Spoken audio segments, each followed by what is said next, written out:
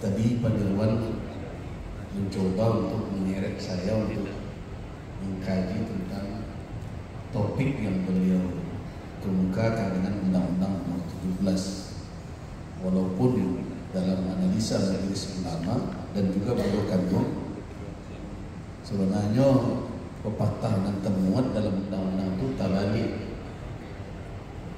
Tapi kebaju Palu lalu tokoan MUI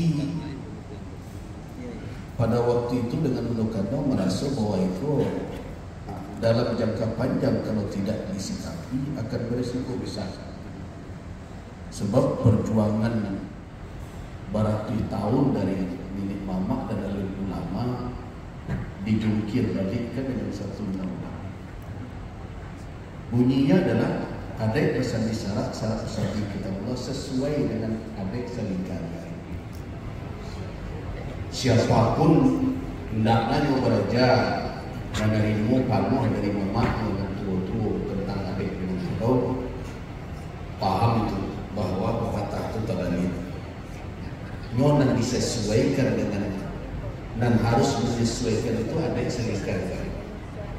Bukan adek pesan disyarat yang disesuaikan dengan adek selingkar. Jadi Minangkabau ada adek sebatang pegang dan ada adek selingkar jari. Adek selingkar jari tidak boleh keluar dari adek sebatang panjang. Adek sebatang panjang itulah yang intinya adalah adek pesan disyarat yang ujungnya nanti disyarat atau adek memakai. Tapi banyak tokoh berjanji kalau gak tenang selah buya dulu. Sebab kadang-kadang kalau buya aku bereaksi kan kadang-kadang buya aku gak ada bekal seperti itu. Jadi karena itu tenang sebuya. Berjanjilah beberapa tokoh awak peloi di dalam aturan-aturan turunan.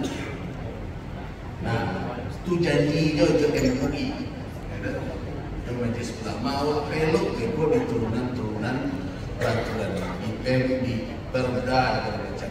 Dan alhamdulillah sampai ini kamu tetap bersyukur lain nado. Nah kini bahwa menyikapi perkara seperti itu dan hubungannya dengan topik yang Pak Dirwan sampaikan. Kalau kita berbicara syarat mengatur dan memakai, sebenarnya landasan dari konsep syarat mengatur dan memakai itu bukan ada pesan syarat. Sebab adat pesan syarat tidak bisa melompat ke syarat mengatur dan memakai. Baru bisa mengecekkan syarat mengatur dan memakai ketika adat dan syarat tidak terpisah. Sedangkan adat pesan syarat pesan Allah bagaikan minyak dan air di dalam satu badai.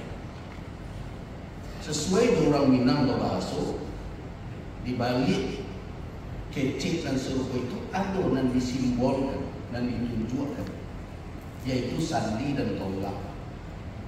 Orang Minang tak biasa membuat rumah menandakan dahulu tonggaknya, yaitu jo para ruang dan sebagainya. Baru kemudian diundang orang sekampung menyandi rumah namanya sandi tiba.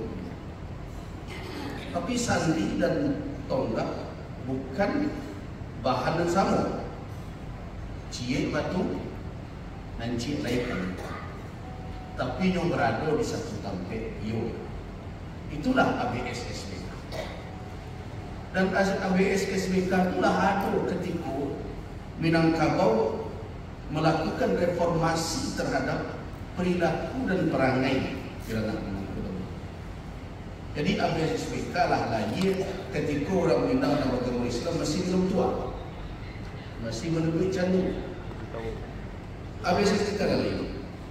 Karena itulah makanya alim ulama, tokoh-tokoh yang dimulai dengan gerakan Kampunan Selapan di Aganto disokong oleh Diri Mamak daripada sikit dan macam. Jadi bukan antara Diri Mamak dan ulama yang berantem seperti cerita mungkin Pak Suryadi sendiri bisa diceritakan itu, tetapi adalah pembaharuan yang sedang berjalan.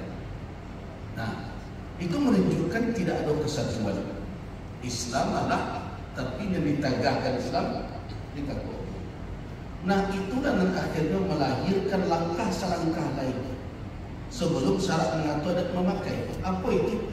Memadukan antara adat dan syarak dalam satu wadah dan tidak serupa lewat minyak jualnya. Nah muncullah patah atau kato yang dilahirkan oleh, jadi sarami itu orang berkumpul. Kalau ambil catatan Nyican dua Malaya kenapa? Malaya kan kato-kato. Abang ini yaitu adat bapane syarak pelindung. Makna dari adat bapane adalah tubuh dan kasar. Syarak pelindung adalah nyawa atau jiwa dan alur dalam. Jadi hubungan adat dan syarak di Minangkabau sebenarnya tidak bagi hubungan fondasi tetangga, tapi serupa hubungan nyawa dengan badan, serupa nyawa dengan tubuh, bagaikan jiwa dengan fisik awak. Nah disitulah baru cocok dengan syarak mengatur adat yang memakai, jiwa mengaturkan badan mengaturkan. Nah terakhir bawa mewujudkan yang seperti itu. Semenjak dahulu sebenarnya bahasa adalah alat dakwah. Nah, kalau bawa ke dalam Islam, bahasa adalah alat untuk ilmu pengetahuan, gerbang keilmuan. Karena itu awal pertama yang diajarkan oleh Allah kepada Adam alaihissalam adalah bahasa. Wa 'allama Adam al-asma'a kullaha. Allah mengajarkan Adam al-asma. Al-asma itu adalah kalimat-kalimat yang menamakan sesuatu. Nah kemudian ketika nama atau bahasa tadi ditinggalkan, yang terjadi adalah sikap manusia. Di dalam Al-Quran dikatakan kadzabu bima lam yuhit. Mereka akan mendustakan sesuatu yang tidak mereka kuasai.